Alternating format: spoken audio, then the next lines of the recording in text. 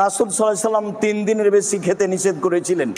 3 দিনের বেশি রেখো না। 3 দিনের বেশি তোমরা কোরবানির গোশতকেও সংরক্ষণ করো না, খেও না। যে 3 দিনের বেশি কোরবানির পশুর গোশত জমায়ে রাখা যায় না। কোরবানির গোশত ফ্রিজে রাখা যাবে। কোরবানির গোশত ফ্রিজে রেখে আপনার খেতে হবে। রাসূল সাল্লাল্লাহু আলাইহি ওয়াসাল্লাম 3 দিনের বেশি খেতে নিষেধ করেছিলেন। পরবর্তীতে যখন সমস্যা দূর হয়ে গেল, সবার যখন টাকা পয়সা অবস্থা ভালো হয়ে গেল, তখন তিনি বললেন কুলু ওয়াদ্দাখিরু ওয়াতেমু মা বাদালাকুম, এখন তোমরা খাও, বাড়িতে জমা করে রাখো এবং দাও, যা পারো দাও, যা পারো খাও, যা পারো জমা রাখো। দেওয়ার বিষয়টা আপনার উপরে নির্ভর করে। 2 কেজি দিয়ে বাকি রেখে দিলেন, এটা কৃপণতা। কৃপণতা করে আপনি সফল হতে পারবেন না। অথচ শতজন নেওয়ার জন্য আছে, কেউ নেওয়ার জন্য নেই, তা আপনি সবই রেখে দিলেন, ভালো কথা, রাখেন। অনেকে নেওয়ার জন্য আছে, আপনি সেখানে 2 কেজি দিয়ে বাকি রেখে দিলেন, এটা স্পষ্ট কৃপণতা। এটা মানুষকে বোঝানো সহজ, আল্লাহকে বোঝানো সহজ নয়। কোরবানির গোশত কতদিনের মধ্যে খাওয়া উচিত? সারা বছর কোরবানির গোশত ফ্রিজে রেখে খাওয়া উচিত কি? বল সাদিয়া, কোরবানির গোশত ফ্রিজে রেখে আপনার খেতে হবে, এমন কোনো বাধ্যবাধকতাতে নেই। আমরা এটা কিছুদিন খেলাম, এটা দিয়ে আমাদের 6 মাসের গোশত কেনার কাজ সারলাম, এমনটি করাটা জাস্ট মানে কোরবানির সাথে যায় না, অনুচিত, এটুকু বলতে পারি। কিন্তু এরকম কোনো সীমানা বলে দেয়নি শরীয়ত যে এর বেশি রাখা যাবে না। কেউ যদি 6 মাস 8 মাস রেখেও খায়, তার কোরবানি হয়ে যাবে ইনশাআল্লাহ বিইذনিল্লাহ। কিন্তু এটাকে দিয়ে আমার পরবর্তীতে গোশত কেনা থেকে আমি বেঁচে গেলাম, এটা দিয়ে সারলাম, এই মানসিকতা রেখে অনেকে কোরবানি দেন, সেটা উচিত না। বাট আপনি চাইলে যে কোনো সময় পর্যন্ত রেখে এটি খেতে পারেন। শেষ হচ্ছে, অনেকে জিজ্ঞেস করেন যে ফ্রিজে রাখা যাবে কিনা। জি, কোরবানির গোশত ফ্রিজে রাখা যাবে। ইবনে আব্বাস রাদিয়াল্লাহু তাআলা আনহুর মত অনুযায়ী 3 ভাগ করা উত্তম, তবে এটা আবশ্যক নয়। আপনি 1 ভাগ নিজে খাবেন, 1 ভাগ আত্মীয় স্বজন প্রতিবেশীদের দিবেন, আরেক ভাগ গরিব দুঃখীদের মাঝে বন্টন করে দিবেন, এটা উত্তম, কিন্তু এটা আবশ্যক নয়। পুরো গোশত যদি আপনার লেগে যায় আপনি ভোগ করতে পারেন, আর যদি আপনার কাছে অতিরিক্ত গোশত থাকে এটা আপনি আত্মীয়দের দান করুন, গরিব আত্মীয়দের আপনি উপহার দিন, গরিব মিসকিনদের, সুবিধা বঞ্চিত মানুষদেরকে আপনি এগুলো দান করুন। কারণ সূরাতুল হজ্জের 28 নম্বর আয়াতে আল্লাহ তাআলা বলেছেন ফাকুলু মিনহা ওয়া আত'ইমুল বাঈসাল ফাকির, তোমরা কুরবানির এই গোশত নিজেরাও খাও এবং অভাবী লোকদেরকে দাও। এবং সহিহ বুখারীতে আল্লাহ রাসূল সাল্লাল্লাহু আলাইহি ওয়াসাল্লামের একটি বর্ণনা, আল্লাহ রাসূল সাল্লাল্লাহু আলাইহি ওয়াসাল্লাম বলেছেন কুলু ওয়া আত'ইমু ওয়াদ্দাখিরু, অর্থাৎ কুরবানির গোশত তোমরা খাও, ওয়া আত'ইমু মানে অন্যদের খাওয়াও, ওয়াদ্দাখিরু এবং তোমরা এটাকে প্রিজার্ভ করে রাখো বা জমা করেও রাখতে পারো। অর্থাৎ আপনি চাইলে ফ্রিজে রাখতে পারবেন, আপনি পরবর্তীতে খেতে চাচ্ছেন, আপনি রাখতে পারবেন ইনশাআল্লাহ। এরপর প্রশ্ন, কোরবানির গোশত কতদিন পর্যন্ত জমা করে রাখা যাবে? কোরবানির গোশত রাসূল সাল্লাল্লাহু আলাইহি ওয়াসাল্লাম 3 দিনের বেশি প্রথম দিকে রাখতে নিষেধ করেছেন। এটার কারণ কি ছিল? তখন সমাজে দেশে অভাব ছিল। পরবর্তী বছর যখন এসেছে তখন নবী সাল্লাল্লাহু আলাইহি ওয়াসাল্লাম বলেছেন কুলু ওয়া আত'ইমু ওয়াদ্দাখিরু, খাও এবং মানুষকে খাওয়াও আর জমা করে রাখো। কতদিন পর্যন্ত জমা করে রাখা যাবে নির্দিষ্ট করে বলে নেই, যতদিন ইচ্ছা জমা করে রাখতে পারেন, এটার বৈধতা আছে। তবে এই হাদিস থেকে একটা শিক্ষা আছে। যখন দেশে রাসূল সাল্লাল্লাহু আলাইহি ওয়াসাল্লাম অভাব দেখেছেন তখন তিনি কি বলেছেন? 3 দিনের বেশি রেখো না। এখান থেকে আমরা একটা শিক্ষা গ্রহণ করতে পারি, তা হচ্ছে দেশে যখন অভাব চলবে তখন কোরবানির গোশত বেশি দিন না রেখে বরং গরিব মিসকিনকে দান করে দেয়া উচিত। বুঝাতে পেরেছি? রাসূল সাল্লাল্লাহু আলাইহি ওয়াসাল্লামও তিনি অভাব দেখে 3 দিনে বেশি রাখতে নিষেধ করেছেন। যদিও বর্তমান যুগে বা রাসূল সাল্লাল্লাহু আলাইহি ওয়াসাল্লামের শেষ হাদিস অনুযায়ী আপনি কিয়ামত পর্যন্ত এই বিধানটাই জারি থাকবে, তা হচ্ছে যে 3 দিনের বেশি বা আরো অনেক সময় পর্যন্ত কোরবানির গোশত জমা করে রাখার বৈধতা আছে। কিন্তু উত্তম হচ্ছে যখন অভাব দেখা দিবে তখন বেশি দিন জমা করে না রাখাই উত্তম হবে।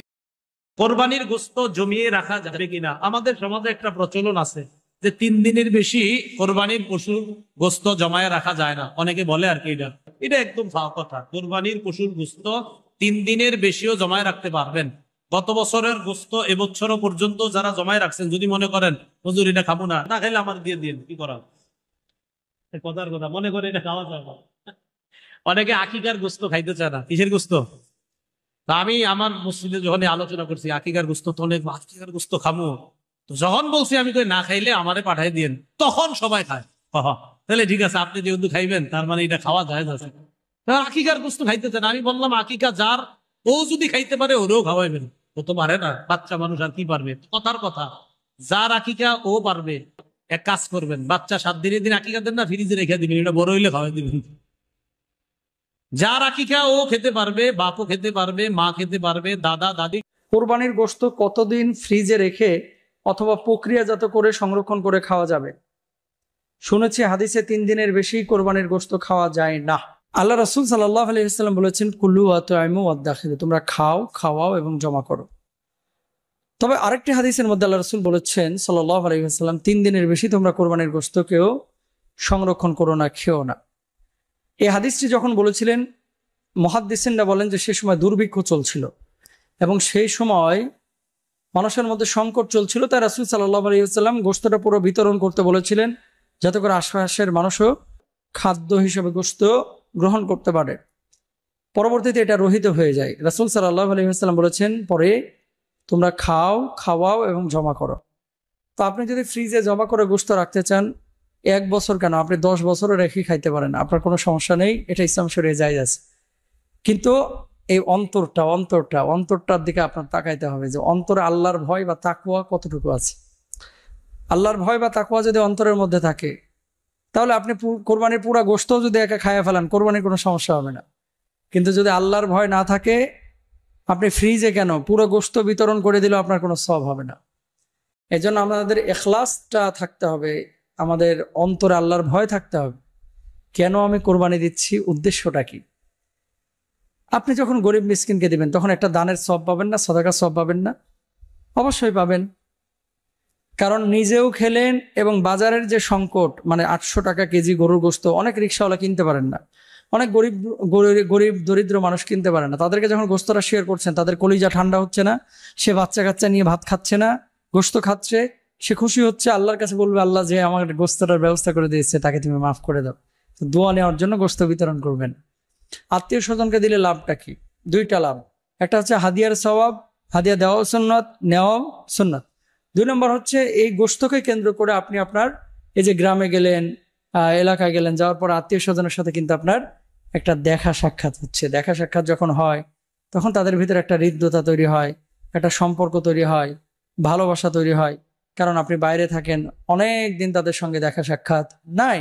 সুতরাং এই জন্য আপনারা গোশতটা দিবেন, গরিব মানুষকে যখন দিবেন।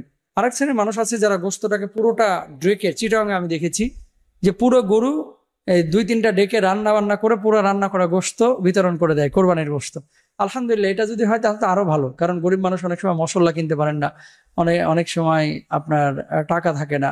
সেক্ষেত্রে আপনি যদি পুরো গোশতটা রান্না বান্না করে বিতরণ করেন, সেটাও আপনার জন্য ভালো এবং সওয়াবের কারণ হবে। গ্রামগঞ্জে একটা জিনিস দেখা যায় যে দাড়ি পাল্লা একেবারে পয় করে অনেকে হিসাব করেন যে 1 টুকরা গোশত যেন কম না হয়, গরিব মিসকিন বা আত্মীয় স্বজন। আপনারা এটা ভাগ করেন ভালো, কিন্তু বিষয়টা কিন্তু এরকম না। আপনারা যেরকম মনে করেন যে 1 টুকরা গোশত যদি গরিবের অংশে কম পড়ে যায়, তাহলে মনে হয় কোরবানিটা হবে না, এরকম মনে করেন। আসলে এই বিষয়টা এরকম না, বরং কোরবানি এটা গোশত যখন ডিভাইডেড করবেন, কম বেশ হতে পারে। যে মানুষটা এত সুন্দর করে ডিভাইডেড করছে গোশত, এই মানুষটা আবার অনেক সময় জোহরের নামাজ পড়েন না, আসরের নামাজ পড়েন না, এগুলো খেয়াল রাখতে হবে। গোশত বিতরণ করতে গিয়ে যাতে করে নামাজ ছুটে না যায়, এটা আপনাদের খেয়াল রাখতে হবে। এবং গোশতটাকে আপনি বন্টন করে গরিবকে দিবেন, আত্মীয় স্বজনকে দিবেন, অসহায়দেরকে দিবেন, নিজেও খাবেন। আর সংরক্ষণ আপনি যতদিন ইচ্ছা করতে পারেন, কোনো সমস্যা নাই। আল্লাহ তাআলা আমাদেরকে বোঝার তৌফিক দান করুন।